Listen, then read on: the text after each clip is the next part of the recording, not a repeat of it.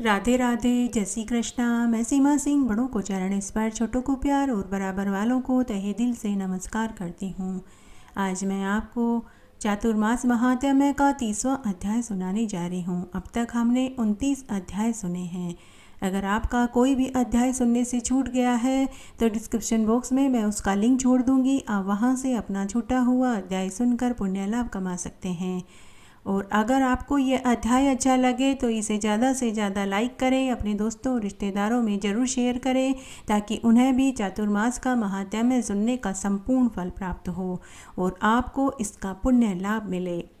और हमेशा की तरह अगर अभी तक आपने मेरे चैनल को सब्सक्राइब नहीं किया है तो कृपया मेरे चैनल को सब्सक्राइब करें ताकि मेरा आगे आने वाला वीडियो सबसे पहले आपको मिले। धन्यवाद। आइए अब हम चातुर्मास के महात्म्य का 30वां अध्याय सुनते हैं।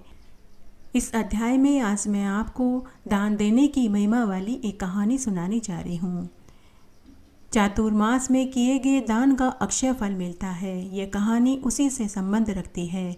आइए अब हम एक पौराणिक कहानी सुनते हैं। एक बार बहुत छोटा सा गांव था। उस गांव में एक प्रतापी राजा रहता था। वह राजा बड़ा ही दयालु था। उस राजा के महल में एक छोटा सा दान घर बना रखा था, जहां राजा रोज खाना खाने से पहले गरीबों, निसहायों, योग्य पंडितों और प्रजा के लोगों को दान दिया करता था। जो कोई जिस चीज़ का दान मांगता था राजा उसे उसी चीज़ का दान देते थे। एक बार की बात है, चातुर्मास का महीना चल रहा था। राजा राजगद्दी पर बैठा बैठा सोचने लगा कि ऐसी कोई भी वस्तु नहीं है जो मैंने दान में नहीं दी, फिर भी मुझे संतुष्टि प्राप्त नहीं हो रही है। मैं व्यक्तिगत रूप से कोई ऐसा दान देना चाहता हूँ। फिर राजा ने मन ही मन सोचा कि यदि आज दान घर में कोई मेरी आँखें, मेरा दिल, मेरा जिगर भी मांग लेगा तो मैं उसे प्रसन्नतापूर्वक दान में दे दूँगा। यदि कोई मेरा दिल मांगेगा तो दिल दे दूंगा। यदि कोई मेरी आँखें, किडनी मांगेगा तो मैं वह भी दान में दे दूंगा। आज अगर दान घर में जो भी व्यक्ति जिस चीज़ की मांग करेगा मैं उसे वही दान में दे दूंगा। शायद ऐसा करने से मुझे प्रसन्नता, मुझे संतुष्टि प्राप्त हो। तब राजा अपने सैनिकों, गणमान्य मंत्रियों के साथ राजमहल से निकलकर दान घर में गया। तब इंद्रलोक में इंद्र यह सब कुछ देख रहे थे। इंद्र भगवान उस राजा के ऊपर दृष्टि लगाए हुए थे। उन्होंने सोचा कि यह राजा आज अपनी आँख तक दान में देना चाहता है, इसकी आज मुझे परीक्षा लेनी चाहिए। तब इंद्र भगवान ने एक अंधे बुढ़े ब्राह्मण का रूप धरा और राजा के दान घर में जा पहुँचे। तभी ब्राह्मण वेशधारी इंद्र ने राजा को अभिवादन किया। राजा ने अंधे ब्राह्मण से पूछा कि हे ज्ञानी ब्राह्मण, आपको दान में क्या चाहिए? अंधा बुजुर्ग ब्राह्मण जो इंद्र देवता थे, उन्होंने राजा से कहा कि हे महाराज, आपके दान की महिमा को सुनकर ही मैं आज आपके महल के दान घर में आया हूँ। हे राजन, क्या आप वही दान में देंगे जो मैं मांगूंगा? राजा ने अंधे बुजुर्ग ब्राह्मण को आश्वासन देते हुए कहा कि हे ब्राह्मण देव, आप देर न करें। आप जो भी चीज़ मांगेंगे दान में, मैं वही देने के लिए तैयार हूँ।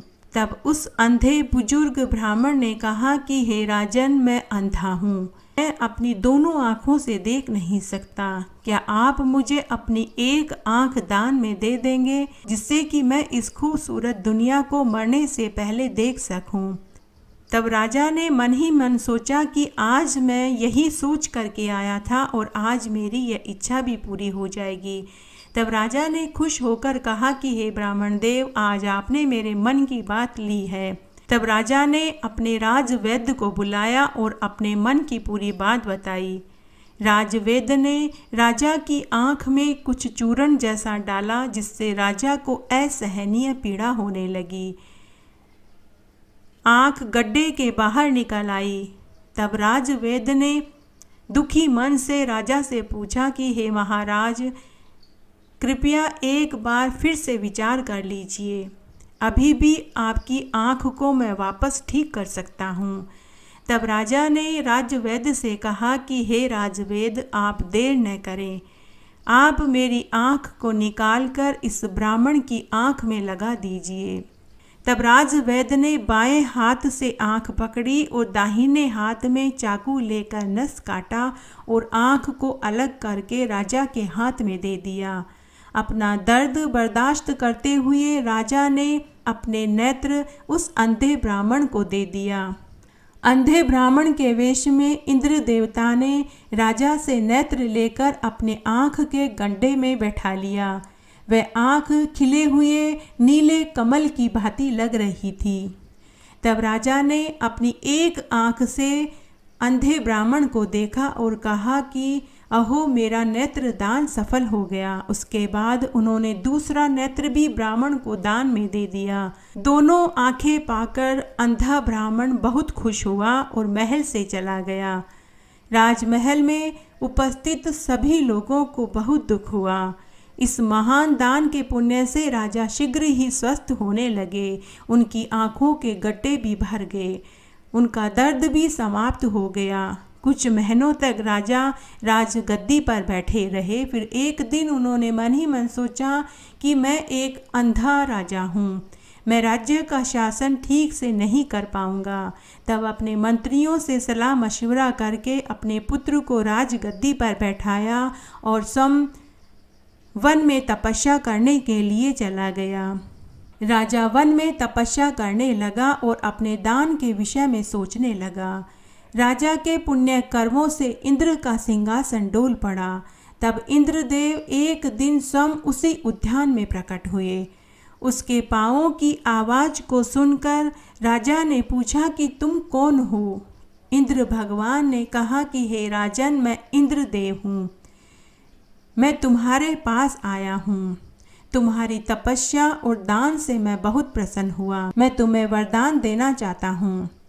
तुमने चातुर्मास में अपनी आँखों का दान दिया है, वह तुम्हें अक्षय फल होकर मिलेगा।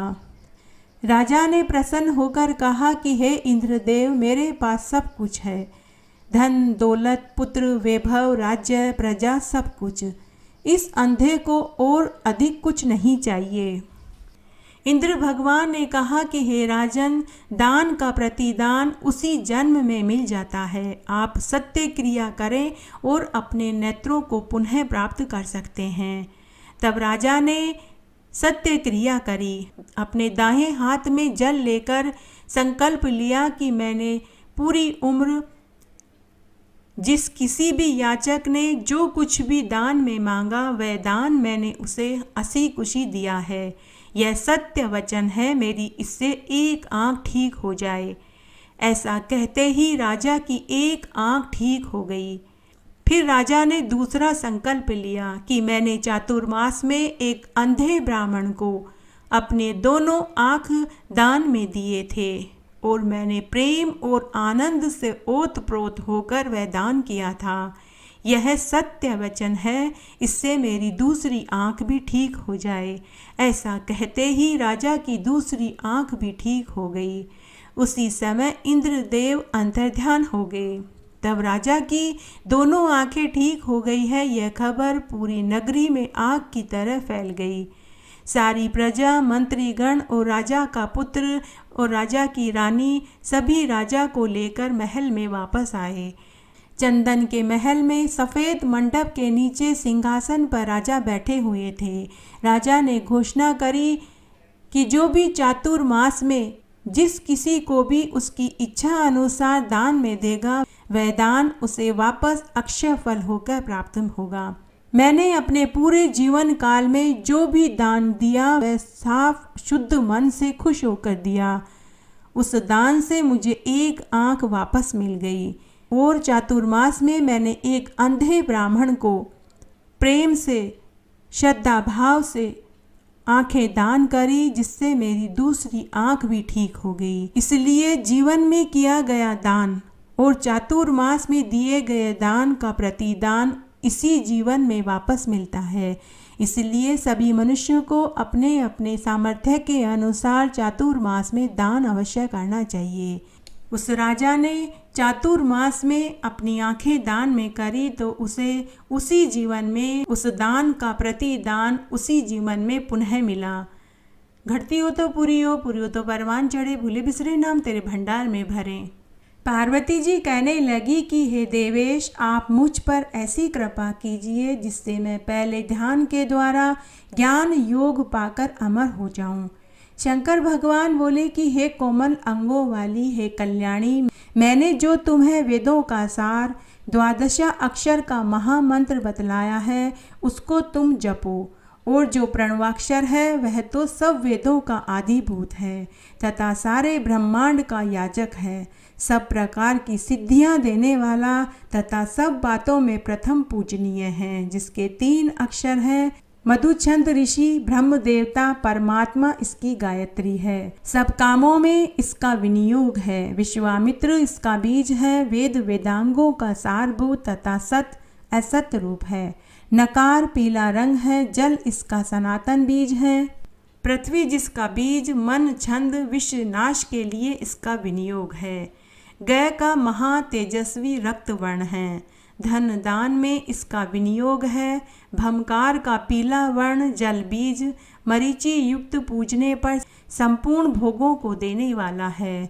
सुवर्ण जैसी प्रभा वाला गकार भाज द्वाज सहित वायु बीज से संबंधित भोग देने वाला है।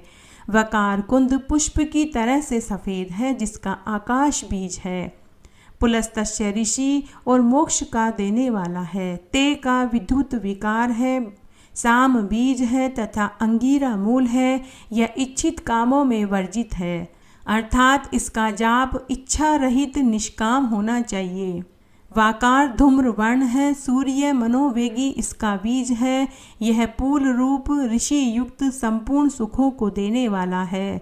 सु अक्षर सम सुख रूप है, जया फूल की तरह प्रकाशित है। बड़ा कठिन मन इसका बीज है। पुलह ऋषि युक्त यह धन का देने वाला।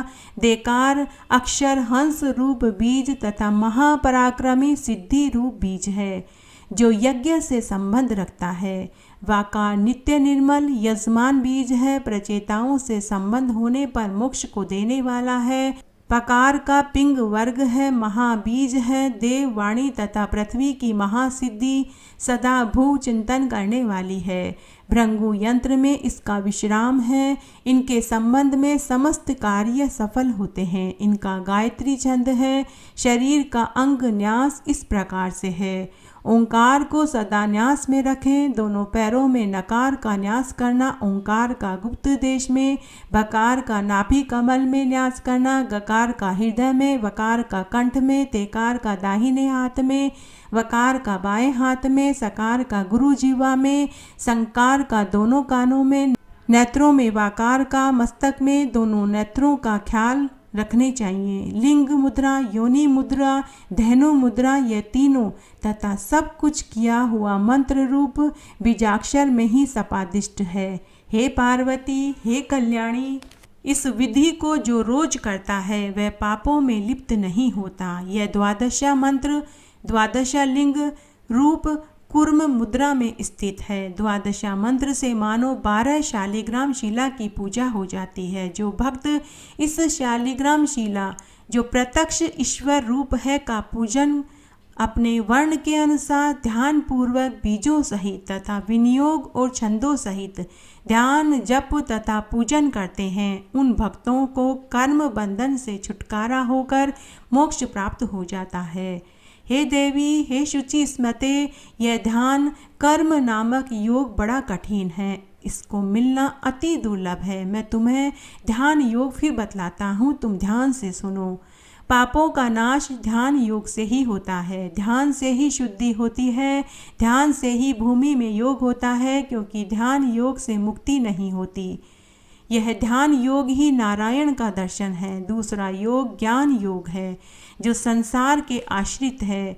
यह ज्ञान योग जिसका कोई आकार नहीं, परिणाम नहीं, कोई शरीर नहीं, बिजली जैसी कांति वाला, उदय तथा नाश होने वाला नहीं है, तथा बलवान भी तथा निराकार और आकाश रूप है। उसका रूप केवल भोग रूप है, मणि के समान उज्जवल है और ये ज्ञान योग दृश्य तथा अदृश्य भी है। यज है, रजोगुण रहित सदा शुद्र है, सब जगह विद्यमान है। धर्म में स्थित, कल्पना सहित तथा स्वामी रहित है। इसका नहीं कोई गोत्र तथा वर्ण है। सैकड़ों ब्रह्मांड रचने वाला, इच्छा रहित, मन बुद्धि रहित तथा शुष्क रूप है। साफ बिल्लोर के समान उज्जवल, ध्यान करने वाले तथा ध्येय से रहित, यह उपमा रहित है। अथाह है, उसको उसके अपने तेज से ही मानना पड़ेगा। पार्वती जी कहने लगी कि हे भगवान, यह निराकार ईश्वर ज्ञान योग स्वरूप कैसे प्राप्त हो सकता है और उसका स्थान मुझे बतलाइए। ईश्वर बोले कि हे देवी, शरीर में इसका सिर प्रधान है। वह महान ईश्वर सिर से धारण किया जाता है। तेज भी सिर से धारण किया जाता है और तो क्या, जीवन भी सिर में ही स्थित है। उसके सिर की पूजा करने से सारे संसार की पूजा हो जाती है। निराकार तथा साकार ईश्वर का सिर सूर्य ही है। पृथ्वी लोक इसका वक्ष स्थल है, पाताल पैर हैं। यह साकार निराकार रूप ब्रह्मांड रूप में है। ध्यान योग से प्राप्त विष्णु ही ब्रह्मा है। यही सब प्राणियों को उत्पन्न करता है तथा सब तरह से पालन पोषण करता है और अंत में संहार भी यही करता है। सारा विश्व ईश्वर में है। सब महीनों पर उसका अधिकार है, इसलिए सब महीनों, दिनों, पहरों में हरि का स्मरण कर संसार के बंधन से छुटकारा पाना चाहिए। चातुर्मास में तो केवल ईश्वर के ध्यान मात्र से ही छुटकारा मिल जाता है। निराकार पूजन तो गंगा आदि के तीर्थ स्थान तथा ध्यान से भी बढ़कर है। चातुर्मास में निराकार पूजन सब दानों से बढ़कर है। सब महीनों में किया हुआ पाप कर्म चातुर्मास में ईश्वर ध्यान से अशुभ भी शुभ हो जाता है और हे देवी, फिर वह अक्षय हो जाता है। इसमें चिंता की कोई बात नहीं है। इसलिए हर प्रकार से ज्ञान योग ही उत्तम है। उस ब्रह्मा को विष्णु रूप से सेवा करने पर भी मोक्ष मिल जाता है। हे देवी, अब तुम निराकार साकार की स्थिति ध्यान से सुनो। यह बातें हर किसी को सुनाने योग्य नहीं हैं। अपने पुत्र को भी जो वश में न हो उसे भी न बतलाएं। जो दुष्ट हो, चंचल हो, कपटी हो, कृतघ्न हो, अपने वचन से गिरा हुआ हो, निंदा योग्य हो, उसको भी यह योग नहीं सुनाना चाहिए। जो भक्त है, सहनशील है, शुभ है, जिसमें सभी गुण विद्यमान है, द्विजन्म जाति वाले को तथा विष्णु भक्त शूद्र को भी यह कथा अवश्य सुनानी चाहिए। जो भक्त न हो, अपवित्र रहने वाला हो, उसे वह ब्रह्म ज्ञान नहीं देना चाहिए। हे तपस्विनी पार्वती, तू शीघ्र ही ज्ञान द्वारा योग सिद्धि प्राप्त कर और उन नारायण को प्राणियों से दूर ज्ञान में मिलने वाला ज्ञान ले। उस नारायण देव को मनुष्य के सिर में नारद रूप में स्थित समझो। वह ही जीव शरीर में सूर्य के गोले के समान स्थित है। यह नित्य प्रकाश रूप तथा सूक्ष्म रूप वाला निराकार होते हुए भी साकार रूप धारण कर लेता है। हे देवी, यह ज्ञान योग के अभ्यास से ही प्राप्त हो जाता है। उसके शरीर में समस्त देवता तथा योगी जन निवास करते हैं। उनके कानों में नदियाँ निवास करती है। उसके हृदय में शंभु तथा नाभि में सनातन ब्रह्मा और पैरों के तलवों में पृथ्वी का निवास है। बल तो सर्वत्र विद्यमान है। इसके मस्तक में तेज, वायु और आकाश विद्यमान है। दाहिने हाथ में पांचों तीर्थ हैं। इसका दाहिना नेत्र सूर्य, बायां नेत्र चंद्रमा, दोनों नाक मंगल और बुध हैं। बृहस्पति दाहिने कान में, शुक्र बाएं कान में, मुख में शनि का निवास, गुदा में राहु का, इंद्रियों में केतु का निवास है। इस प्रकार सारे शरीर में ग्रहों का निवास है। हे देवी, योगी जन 14 भुवन वाले इस शरीर को प्राप्त करके सदा इसका ध्यान करते हैं। अतः सदा योग का अभ्यास करना चाहिए। चातुर्मास में खास तौर पर योगी अपने पाप को धो डालता है, अर्थात पापों को नाश कर डालता है। यदि कोई योगी 2 घड़ी भी अपने कान को बंद करके मस्तक में अपने कानों को बंद करके मन को मस्तक में ले जाकर ईश्वर का ध्यान करता है तो वह उसी क्षण अपने जीवन भर के समस्त पापों से छूट जाता है।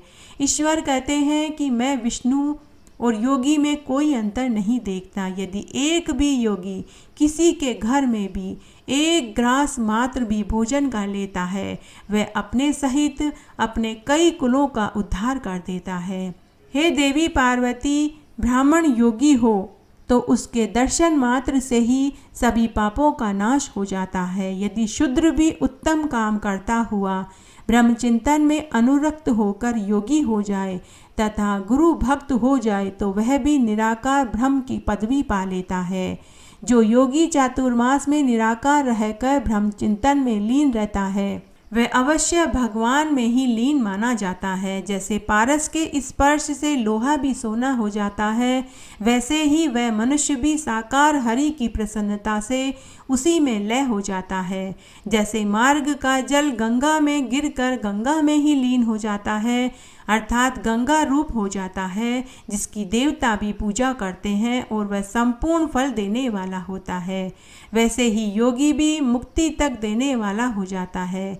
जैसे कंडे में जली हुई अग्नि को यज्ञ करने वाला देवताओं को सुख कहते हैं, वैसे ही योगी भी हमेशा के अभ्यास से मोक्ष को पा लेता है। हे देवी, हे भद्रे, इसलिए मोक्ष चाहने वाले आचार्य तथा सनकादिक भी ज्ञान सिद्धि देने वाले योग की ही साधना करते रहते हैं। हे कल्याणी, हे देवी, योगियों को पहले भरपूर ज्ञान पैदा हो जाता है और ज्ञान के ग्रहण करने से ही वे योगी कहलाते हैं।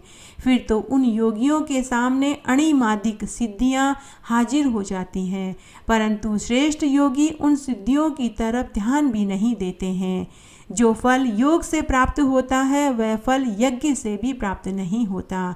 योग से संपूर्ण कामनाएं सिद्ध हो जाती है, योग से हृदय शुद्ध हो जाता है, योग से मनुष्य पवित्र हो जाता है और योग से ही समता रूपी शत्रु का नाश हो जाता है।